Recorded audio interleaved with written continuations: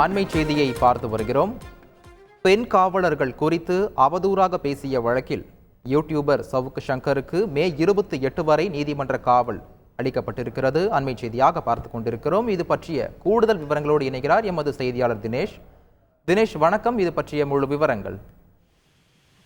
வணக்கம். அதாவது பெண் காவலர்கள் பற்றி பிரபல யூடியூப் சேனல் ஒன்றில் யூடியூபரான சவுக்கு சங்கர் அவதூறாக பேசிய நிலையில் கோவையில் அவர் கைது செய்து சிறையில் இருந்த நிலையில திருச்சி மாவட்டத்தைச் சேர்ந்த முசிறி டிஎஸ்பி ஆக இருக்கக்கூடிய யாஸ்மின் அவர்கள் சைபர் கிரைம் போலீஸ்ல புகார் ஒன்றை அளித்திருந்தார் அந்த விவகாரம் தொடர்பாக.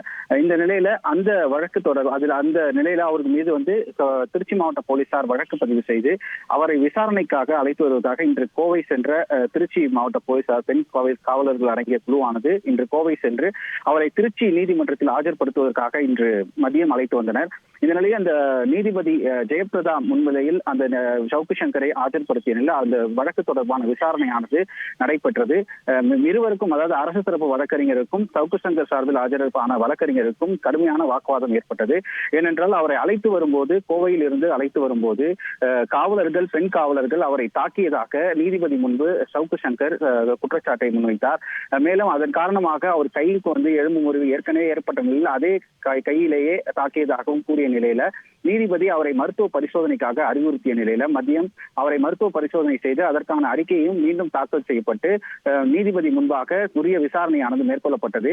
மேலும் இந்த கோவையில் இருந்து அழைத்து வரப்பட்ட அந்த காவலர்களை யார் என்பதை அடையாளம் காணப்பட்டு அவர்கள் பெயர்கள் அனைத்துமே ரெக்கார்டாக பதிவு செய்யப்பட்டது.